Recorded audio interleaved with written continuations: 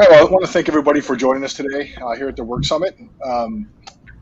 For this session, we're all aware of the shift in how we work happened over the past year, and we're here to discuss how Google and Citrix solutions help companies succeed. I'm Brian Mann, Principal SE here at Citrix. I'm joined by three esteemed colleagues here. I'll let them introduce themselves. We'll start with Gerald from Google. Hi, everybody. Gerald Cowan, former Citrix, now a customer engineer with Google Cloud. Go ahead, Rick. Hey, my name is Rick Dellinger, solution architect on what was our strategic alliances team. So I've been working with Google as a Citrix now for about 3 years at the intersection of Citrix and Google solutions. And last but not least, Todd. Hi, Todd Trebeek from Citrix. I own our global go-to-market partnership with Google Cloud. Awesome. Well, thanks, guys, for being willing to chat about this today. I know that we've all seen our solutions in action in the field the past year or so. So I want to start with a question. Maybe we'll start with Todd, because I know you've seen a lot. How did we initially help people react to the situation at hand where they had to start putting people home? How did we really come together to make that happen? Yeah, I mean, it was, as everyone remembers, the last year, it was really very crazy, and it seems like things went at high speed.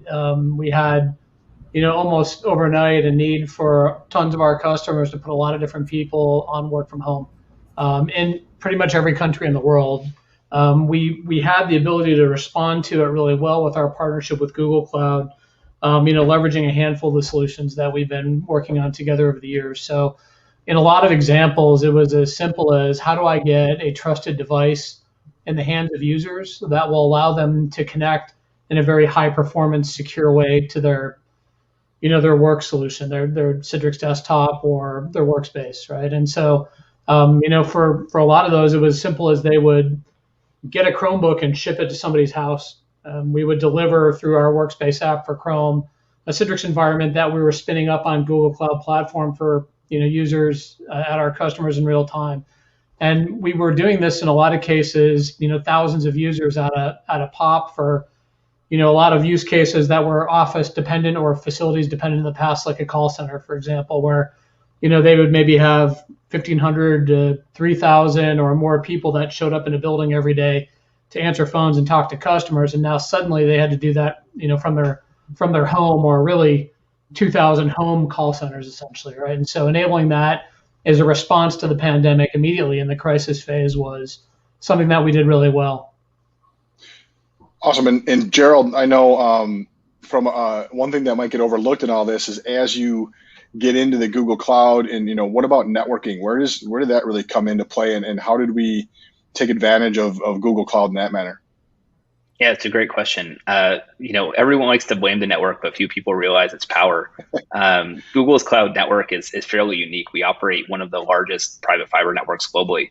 And that meant two things for our customers. The first thing meant, when everyone shifted to working from home, and that put additional demand both on Google Cloud's network, but as well as global transit, right? Google's network was able to absorb that load and allow people to continue working. But the second thing is, because of the way Google handles interregional traffic, including ensuring that end users getting onto Google's network get onto the closest Google POP instead of traversing the internet, it meant lower latencies and better performance for end users. So not only was Google able to absorb the traffic better than many other companies, but we were also able to improve performance because of the nature of how that fiber works. Awesome. And as we kind of moved along in the whole, phases of the pandemic we went through, how did we step into really helping people stabilize once that initial reaction happened, right? There's going to be things that need to kind of change as you stabilize. Rick, what's your take on how we kind of did that? Was it around just making more resources available, or having the time to plan certain things? How do you think we were able to help people stabilize on this platform? Well, I'd say one of the biggest ways that we help people stabilize, I got kind of two examples here. One, if you look at our joint solution stack, they're designed from the ground up to be really flexible and modular and pluggable. And we update the user experience on a darn near constant basis. So we allowed organizations that had implemented our technology stack to be able to make some of those on-the-fly changes in procedures, technologies. You bring new applications in and stuff like that, and deliver those to users in a way that was much less disruptive than if they had not consumed and leveraged our stack. The other thing that we did is the combination of our solutions allowed the customers that had deployed our virtualization workloads on GCP to scale those up pretty much instantly or overnight in order to support the additional user load and modify the workloads and the resources consumed by the workloads to be able to meet a whole new usage pattern for these organizations.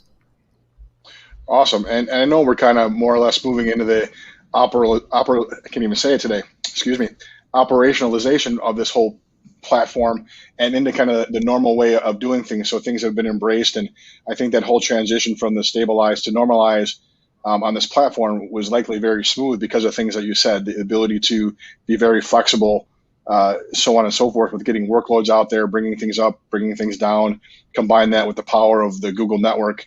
And it makes a pretty strong story there. One thing that we kind of touched on a little bit is, right, as these customers, as our joint customers really expanded and pushed their security perimeters out, right? A lot of people decided to drop to VPN, but where were we able to get some either side-by-side security solutions or integrations with Google and Citrix along the line? I think, Todd, you spoke to it a little bit earlier with Chrome, but you want to maybe expand a little bit on that? For how customers expanded? Well, yeah, and how we helped with kind of the security aspect as well, right? Because as devices got pushed out to the edge, it opened up a whole new world for security.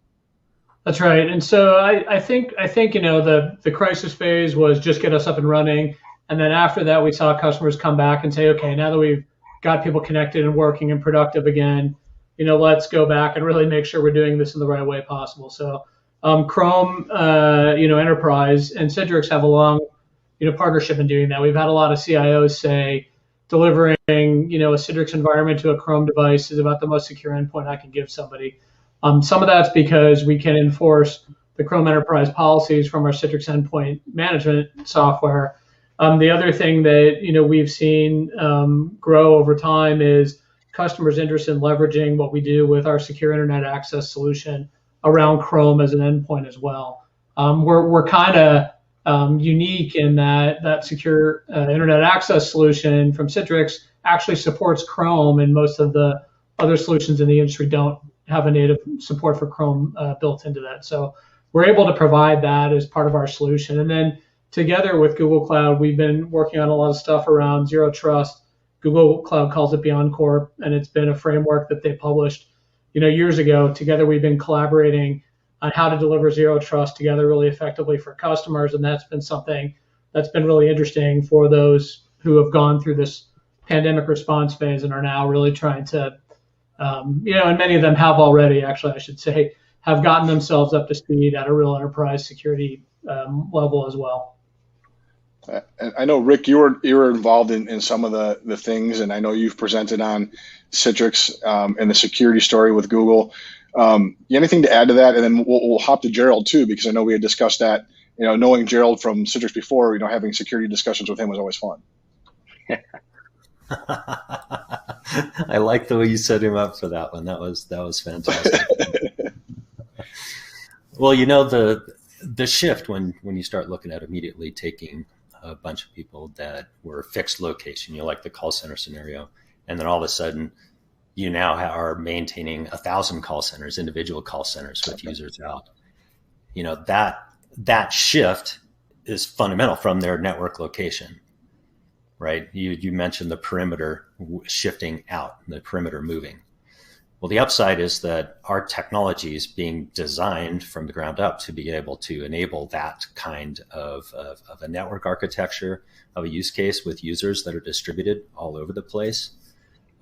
So a lot of these customers that had implemented the solution, it was either a small step for them to then all of a sudden just go click a panel and start taking advantage of, like, say, our behavioral analytics that we've got built into our workspace platform.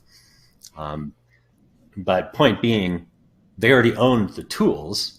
As soon as the perimeter changed with people going home, all of a sudden there was a marked reason, a good reason for them to actually now see and realize the value of and the breadth of capabilities of the platform that they had deployed. And Gerald, I assume that Google networking really kind of came into play too, as far as some of the security things that people were looking to do. Yeah, a couple different perspectives here. I think from a technology perspective, the benefit of Google's network has always been you minimize internet transit, right? You spend most of your time on Google's fiber, which is more secure because there's less interactions with it from third-party hops or from people inspecting traffic. I think the second part of networking security or more general security in GCP is Google builds most of our own solution stack. When you look at things like the Open Titan project, right? Google really understands what's sitting underneath your Windows VM, right? What's actually happening at the network level. What Google Assistant wants to help me with this answer, and just having that awareness of what's going on from a system level. Google likes to believe, and I think we're right to say that running workloads on GCP is often safer than running with competing cloud platforms. I think the second part of security, though, goes beyond the traditional confines of what security means to also mean financial security, right? Understanding that moving this to the cloud isn't going to blow your budget, and for customers moving VDI to the cloud for the first time, moving those workloads for the first time, Google is pretty customer friendly with things like sustained use discounts, right? Automatic discounts that don't take any action from the user, immediately start discounting those workloads that you run in Google Cloud for longer periods of time. And that really protects our customers, right? So that they know that by using Google, right, we're looking out for them. They don't need to go do something to start saving money. Awesome. Yeah. I was just going to add to that also brings up the point of the one capability that I think is really cool of Google Cloud Platform is the right sizing recommendations, where basically Google takes a look at the utilization of the resources that customers are bringing over and running on top of the platform, and will offer up recommendations to right size virtual machine instances. So a lot of organizations, if they had done, VDI, so to speak, in their own on-prem data centers, they started basically back of the napkin math. Yeah, we're going to need X CPUs and X amount of memory. And they bought their hardware based on that spec. They threw their users on there based on that spec, and they've lived with it. Once they make the move over now to GCP, now they have some semblance of visibility into the performance that not just the overall system, but even individual users require. So they have the opportunity to moderate their usage and control their usage and costs a little bit better. And you combine that with our Citrix Cloud, our virtual app and desktop service, and the way that our auto-scaling service works. We do our best to predict and allow you to control how much capacity you spin up or spin down to make sure you've got enough resources there to provide adequate to stellar performance for the users, and B, keep the costs at as reasonable a cost as possible. So then the benefit of the cloud that you're only paying for what you're consuming, that obviously kicks in here a bit too. Right. Thanks for bringing me back to the nightmare days of doing those calculations on CPUs and RAM needed for users, VDI versus shared desktops. Thanks, Rick. And then you also brought up another point that kind of leads into it as well, right? I think a lot of our customers found that no way could they do this with an on-premises data center, right? There was no procurement time, right? So being able to leverage GCP or Google Cloud and in our solution allowed that hybrid platform. With the customers that you've talked to, Todd, was that really one of the big drivers that helped them? Yeah, for sure. I mean, not only was there no procurement time, there was in a lot of cases nothing to procure, right? I mean, there was some shortages in hardware and things like that. People had a tough time getting their hands on, servers if they wanted to do it on-prem. And the speed of deployment was something that was really critical, as you mentioned. So our ability to spin up some of these customers in just a couple of days was really critical for them. In that contact center use case I mentioned, when they were trying to have 2,000 people be productive instantly, the call center is a key part of them being able to manage their business and grow it. In fact, in the world where no one could go into stores or have face-to-face interactions anymore, it was pretty much the sole way they interacted with their customer base, right? So if they couldn't be productive right away, they weren't going to have a business anymore. And so spinning it up on the cloud made sense for a lot of reasons, the power of the network that Gerald mentioned, but speed to deployment and getting 2,000 users spun up and delivered, the Citrix workspace environment they need to do their jobs is a key part of it for sure. And you touched on something there that I think may have been missed by a lot of folks. I think you could safely say that we help maybe transform or reimagine what people do with work, right? So you used to have somebody that would be, let's say, on the floor of a retail store that now they have to switch to be able to sell a different way. And, That's right.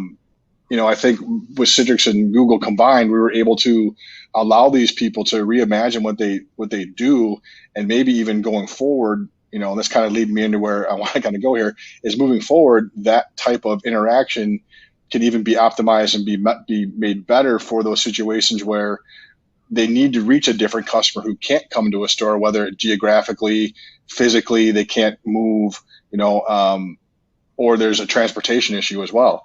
So where do you think that we could really go with Google and Citrix together moving forward? I'll let Gerald take it first, and then we'll go to Rick and Todd for their opinions on that. Oh, look, the world is moving in a direction where AI and ML and the ability to get insights from data, right? Really understanding what you have and then driving new value out of it is the future of business. And Google Cloud does that better than anyone else. Now, the second part of that, though, is that where Citrix is, where your desktop is where your applications are, right? So for a customer moving their desktop to Google Cloud, who are running them, with GCP, the applications follow that. And if you're going to bring your applications to Google Cloud, what better place than to really start taking advantage of tools like BigQuery, right? To process the data in that application, taking advantage of our ability to scale up virtual machines for things like SAP with over 20 terabytes of memory, right? An industry first to be able to scale that large. There's no better place to bring that data, bring that application, to start getting meaningful insights out of it than doing that with Google Cloud. Rick? Oh, where are you going to see us go? Well, I think the cool thing is, if you look at the technology stacks that we're integrating, and not only where we're at, but some of the things that we're envisioning, some, of course, obviously I can talk about, and others that I can't. We've got some amazingly powerful tools between Citrix Workspace plus Google Workspace. We've got our desktop virtualization technology. We've got the zero trust capabilities in the security stack that we bring together. I think the thing I'm most excited about was when a customer comes together and implements this stack. In my mind, it kind of acts like lubrication between the working parts of a business, if you will. And roll with me on this analogy. So that lubrication allows the customer to make adjustments and changes and innovations in the way that they go about doing their jobs and the way that they're working and providing value to the business, the way they're contacting and touching customers. And as soon as you get out, and the pandemic, really what the whole pandemic did was forced us to accept change a heck of a lot faster as a human race and businesses than we've had to do in the past. So now that we've realized that we can get through that much change and it didn't destroy us, it wasn't as scary maybe as we thought it was. Now our customers are realizing that users don't have to be sitting inside of a corporate building in order to be productive. So that opens up new value opportunities for businesses, like the ability to go out and realistically hire the right people regardless of where they are. Break down some of the geographic barriers to business growth and innovation that may have been there in the past. But then with all the new tooling and capabilities that they've got underneath, the opportunities to innovate and to do things like, say, combine our micro app technology with the different workflows that may come up inside of a Google Workspace or a call center kind of a scenario. All those pieces now coming together, in my mind, once the customer is there, it becomes much easier for them to move forward and to innovate when they've got the right tooling and the right partners at the table to help them get that done. And then, in my mind too, and listening the combination of you and Gerald, the whole data thing, right? Our analytics platform tied into, what we can gather with Google Analytics, I think it'll be a powerful tool for our customers to really take a look at what's going on with their users and their workloads at the same time to get a better grasp on what they actually need to do.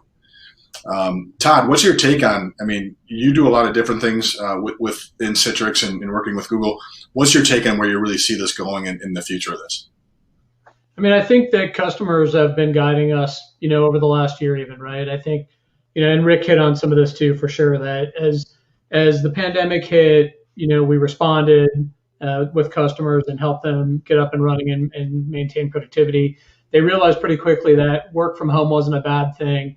And that when people were working from home, they could be just as productive or more productive than when they came into the office. And so the future is going to be this hybrid work story, and we can solve for that. But what ended up happening as a response to the pandemic became a C-level initiative in every company. They had to figure out how to get their employees productive, and Citrix and Google Cloud solved that together really well for a lot of customers. What we then were able to do was, grow with them through this pandemic response. And tie into these C-level initiatives to help them think about changing their business for the better, not just in response to the pandemic, right? And let's hope we never have another pandemic, even though I know parts of the world are still suffering greatly with it today. Let's hope we come through out of the other side of this and people can look at work from home as not something they have to do, but as a way they can make their companies more efficient and open up the opportunity to do all kinds of new things from a digital transformation basis. And we saw some of this happen this year already, and the customers guided us. This call center thing, I was mentioning, we got them up and productive, but then the execs, the business owners, the C-level folks that had this contact center as part of their business were coming back to us and saying, well, I don't need to have people go into this building every day. I can reuse that money to do other things, like support my employees better or invest in strategic initiatives that are more important to the company, than having this facility. And we can think about, instead of just hiring people who can commute to this building to work in our call center, we can hire and bring on board, a bigger pool of qualified candidates from all over the country, maybe, right? Some of them even are raising their net promoter scores for their support organization because they're hiring local support agents in the cities where they have the most customers, right? So not shockingly, a person in Chicago who calls for support likes thinking they're getting help from someone down the street from them as opposed to somebody all the way across the country or maybe in a different country, right? And so they're able to address some of these bigger initiatives for the company through this. And this was started by the pandemic response, but it has now morphed into how can they transform their business and do more interesting things. You mentioned retail as one. That's one where we've had a lot of success with Google Cloud with customers, where those retailers have said, okay, I can't be stuck in a position where I don't have the agility to respond better to these things. How do I rethink my employees and take those people that used to work on a sales floor talking directly to a customer and transition them over with the tools they need in their workspace to be a part of my e-commerce engine going forward and help creating a better online shopping experience, since none of my shoppers can come into the store anymore. They have to shop with me online. How do I help rethink our supply chain logistically so we're interacting with our suppliers and not having them send products to my stores or my warehouse, but directly to somebody's individual's house that bought something from me online, right? So all those conversations are ongoing, with customers and are part of the solutions we've been selling with Google Cloud. And it starts because, we have this great stack of solutions and we don't compete with each other. We have a very clean go-to-market partnership with Google Cloud, where when it comes to virtualization and moving the Citrix environment from on-prem to GCP, it's a very easy process for us to work through together. And it unlocks the ability for us to innovate on a lot of different things, like secure endpoints with Chrome, like how do we share files securely, health images and an X-ray data for perhaps in a healthcare customer. How do we do things like secure SaaS applications as well through the workspace, like Google Workspace and other SaaS apps that run on GCP? How can we do things like the Zero Trust Security Story? And then, like Gerald said, data and taking advantage of data to really even transform and make businesses more efficient and run better and serve their customers better is a key part of where this is all going. So you'll see things like Rick mentioned, our micro apps, and you mentioned analytics, but how do we do stuff with data to leverage Google's expertise in artificial intelligence and things like that as well, to help our customers even more as we go forward? And I think those things are less pandemic specific, but because it actually happened and we accelerated work from home, we're now able to address some of these things together and take advantage of the opportunities that those create for us and our customers. Awesome. It's funny because a lot of things were going through my head as you were speaking to that, because a lot of this started with people thinking about business continuity, right? And then they went, wait a minute, that covers our data center. That's great. And what we've really just talked about is workforce continuity, sales continuity, supply chain continuity.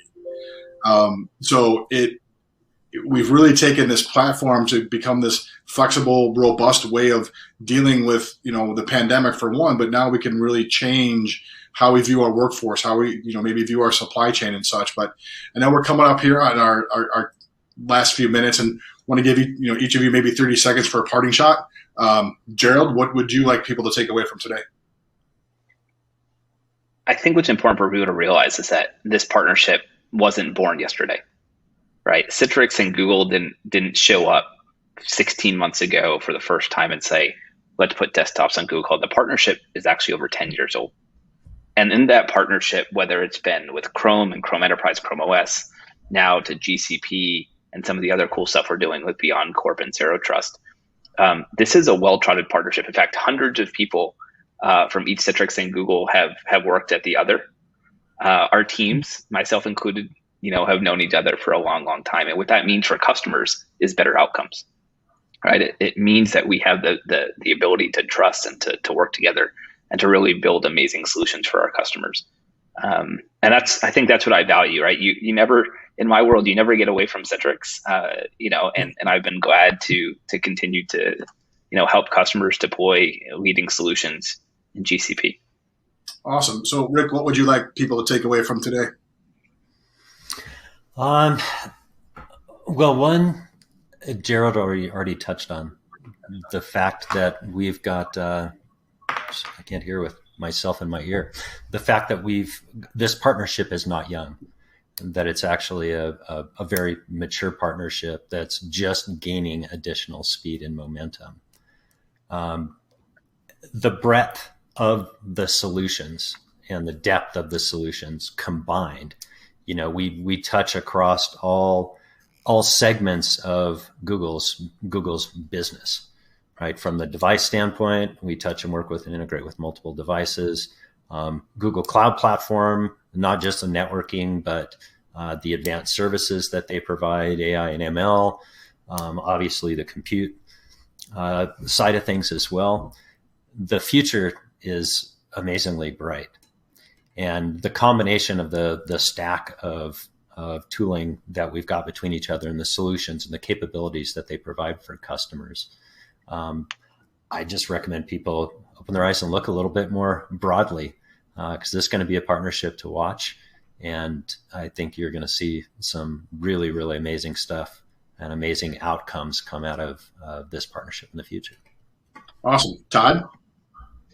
Yeah, just, agree with all that. And to build on it, I would say, we're talking now about, the next generation of how people work and powering that together. And that's really, the heart of where we're going with our partnership. And obviously we have, as Gerald mentioned, a long history, and as Rick mentioned, a lot of different solutions. This is not just about VDI in the cloud, right? But we can apply all the things we built together to solve these real world problems, these big initiatives for customers, and help them really transform their business so they can serve, the customers that buy from them better, more effectively. How can they do things like implement telemedicine in healthcare?